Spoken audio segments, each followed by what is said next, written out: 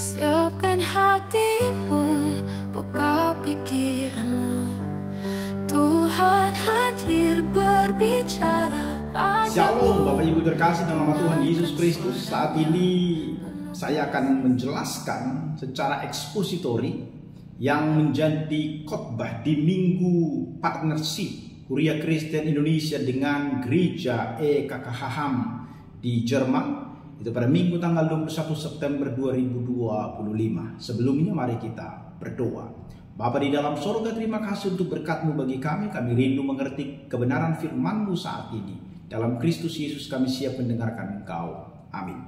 Firman Tuhan di minggu ini bagi gereja HKI dan EKKHAM Jerman diambil dari Mazmur 24 ayat 1 sampai dengan ayat 10. Demikian firman-Nya bagi kita.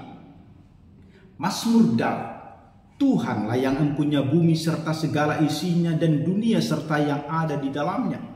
Sebab Dialah yang mendasarkannya di atas lautan dan menegakkannya di atas sungai-sungai.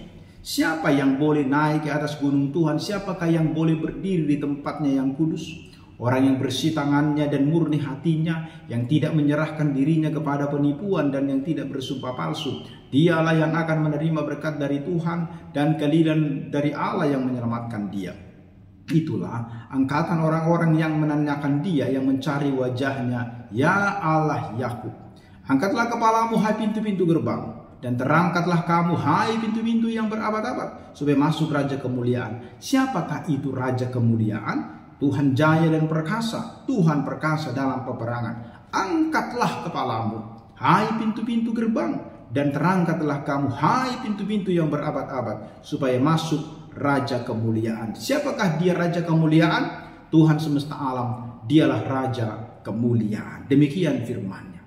Bapak Ibu saudaraku yang terkasih dalam nama Tuhan Yesus Kristus, di Minggu Partnership ini Mazmur 24 menjadi teks khotbah kita, di mana Mazmur 24 ini adalah sebuah kidung kuno yang syarat dengan kemuliaan. Ada banyak penafsir meyakini bahwa Mazmur ini dinyanyikan ketika tabut perjanjian, yaitu simbol kehadiran Allah, dibawa masuk ke Yerusalem pada masa pemerintahan Raja Daud.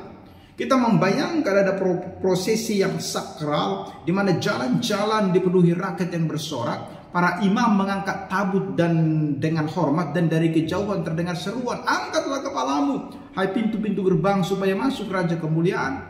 Tetapi di balik gambaran historis itu, Mazmur 24 tidak hanya menceritakan sebuah peristiwa di masa lalu yang menyatakan satu kebenaran kekal bahwa Tuhan adalah Raja atas seluruh bumi. Hanya orang yang kudus yang layak melekat kepadanya, dan kita semua dipanggil untuk membuka hati menyambut Dia sebagai Raja Kemuliaan. Ini adalah tiga bagian besar, kebenaran besar yang disuarakan Mazmur ini, dan tiga hal ini yang akan menantang setiap hati kita hari ini. Yang pertama adalah bahwa Tuhan pemilik seluruh bumi, ayat 1 sampai dengan ayat yang kedua.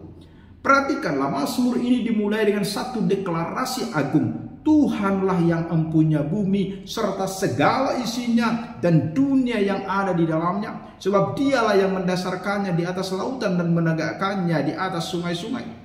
Daud mengawali mazmurnya bukan dengan manusia, tetapi dengan Allah. Sebelum kita bicara tentang siapa yang boleh naik ke gunung Tuhan, seharusnya kita terlebih dahulu diingatkan bahwa seluruh bumi ini adalah milik-Nya.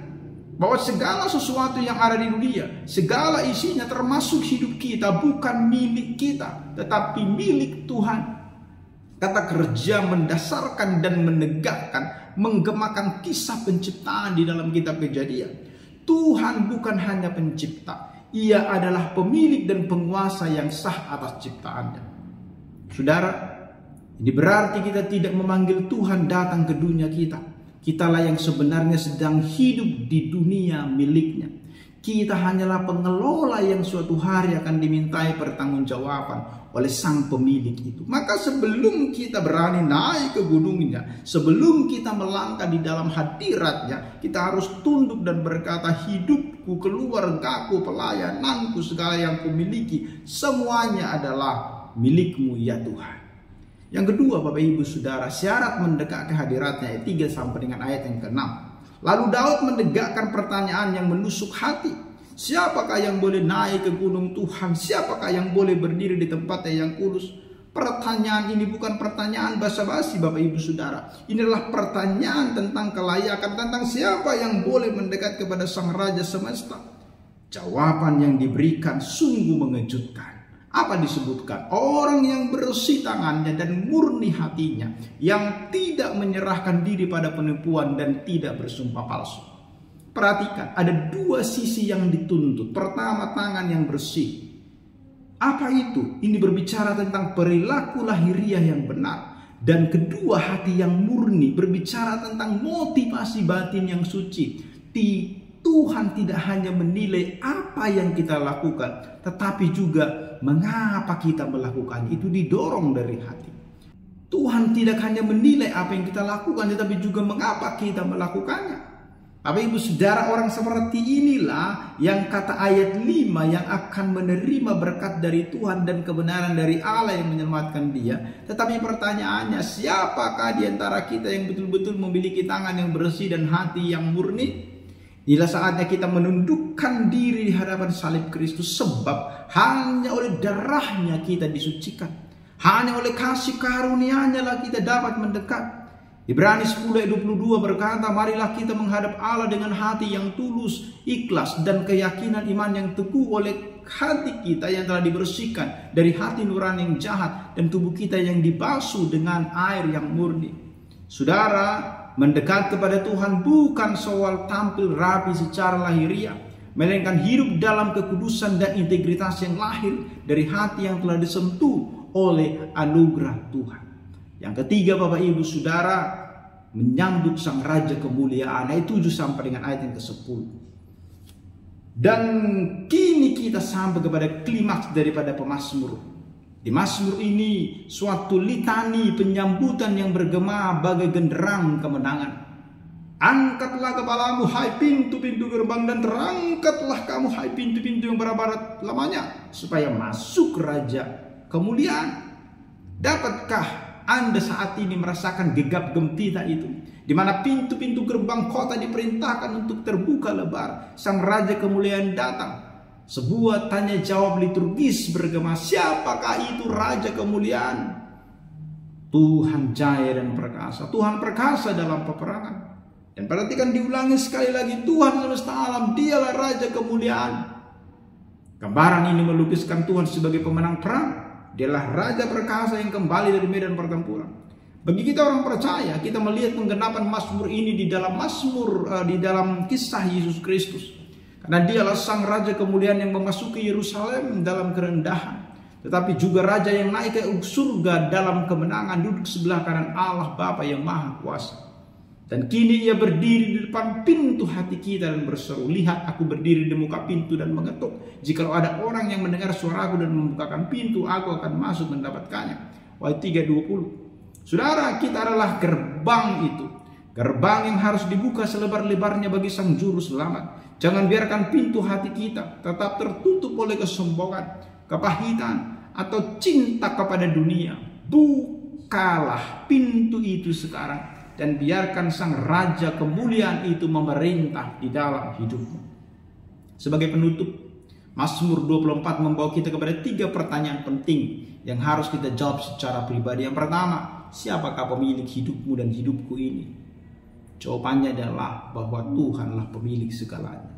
Yang kedua, apakah aku layak untuk masuk hadiratnya? Kalau kita jujur menjawab, tidak layak kita masuk ke hadirat Tuhan. Tetapi oleh karena anugerah daripada Yesus Kristus yang menyucikan hati dan tangan kita, maka kita akhirnya diperlayakkan untuk masuk hadiratnya. Yang ketiga, apakah pintu hatiku terbuka baginya? Ini bukan sekedar hanya membuka lebar-lebar untuk Raja kemuliaan, tetapi bagaimana kita membiarkan pintu hati kita diisi oleh kebenaran-kebenaran dari firman yang kita baca lewat Alkitab, dan juga bagaimana penyertaan Tuhan di dalam kita menjalani kehidupan kita sehari-hari. Oleh karena itu, marilah kita hidup dalam kesadaran bahwa dunia ini milik Tuhan, bahwa kekudusan Allah adalah syarat mendekat kepadanya, dan bahwa Sang Raja kemuliaan layak memerintah penuh dengan dalam hidup kita. Tuhan, angkatlah kepalamu, hai pintu-pintu gerbang, bukalah hatimu, wahai umat Tuhan. Sang Raja kemuliaan telah datang, dan namanya ialah Yesus Kristus. Amin, kita berdoa. Terima kasih Tuhan untuk kebenaran firman-Mu. Kiranya firman-Mu terus bertumbuh di dalam hati setiap orang yang mendengarkan. Dalam Kristus Yesus kami berdoa. Amin.